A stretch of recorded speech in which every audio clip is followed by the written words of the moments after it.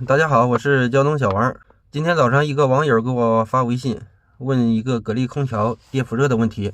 现在我把网友说的放给大家听一下，让大家一起看一下这个到底是哪的问题。你说有个格力32制冷机的定速的，内机电加热瞬间上电的时候有220，嘎嘣一声瞬间就没了，为什么呢？管温也换了，环温也换了，完了之后内机板子换新的，还显示屏的板子换新的都不行，为什么呢？空调都正常运转，就是不给电加热送电，瞬间就断电了。管温我换了2个20K 的，环温我也换了，随后这个电加热给电的一瞬间，开机风机转的时候给一瞬间是有220的，瞬间就嘎嘣就不契合了，就没有220了。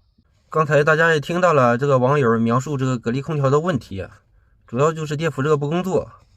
刚启动的时候，风机一转一瞬间电辅热工作，然后过了可能1-2秒，直接就断开供电了。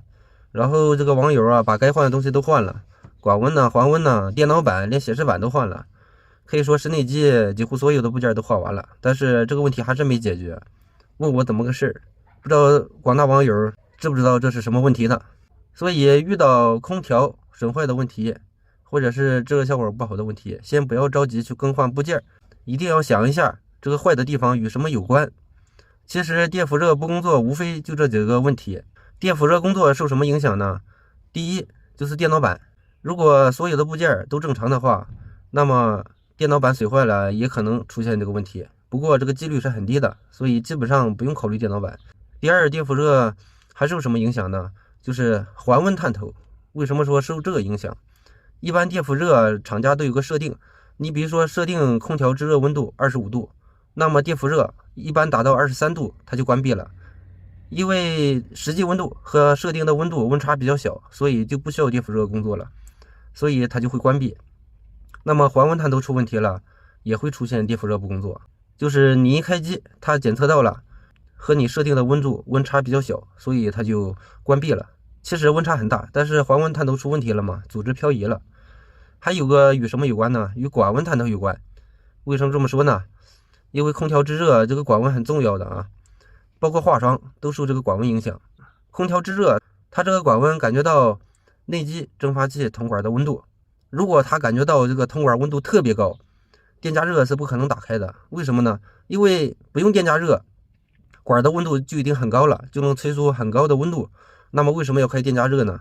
如果此时真的管温很高，那么再开电加热很容易把出风口的百叶给烤化了。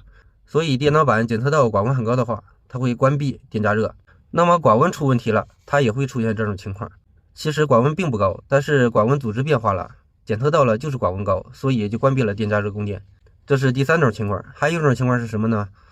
内机的过滤网太脏，就是内机的过滤网就灰糊死了，出风口的风速很低，吹出来的风就特别热，这种情况会导致内机蒸发器管的温度变高，造成管温检测到管的温度太高，关闭电加热，这也是一种电加热不工作的情况。把这4种情况都排查到了，基本都能修好。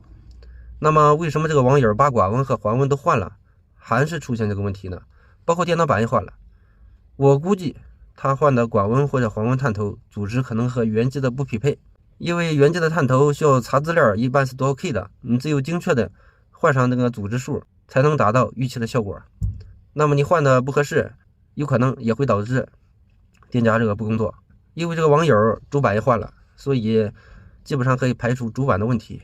所以说针对这个问题，我让网友先看一下过滤网脏不脏，还有一个是风机转速高不高，再一个是换环温探头和管温探头一定要查清楚型号，换相同组织的探头，这样才能彻底解决。不知道大家对于这种问题还有没有其他的维修方法？如果有的话，可以在视频下方留言，咱们一起探讨。最后和大家说一下，如果有网友有疑难杂症，或者是需要咨询问题可以在视频下方留言，不要发私信，因为私信太多了我看不过来。我一般只看视频下方留言，基本上每个我都看。有任何问题都可以在视频下方留言，我如果解决不了，我可以拍成视频让大家伙共同帮你解决。好了，本期的视频就和大家分享到这里，咱们下期再见。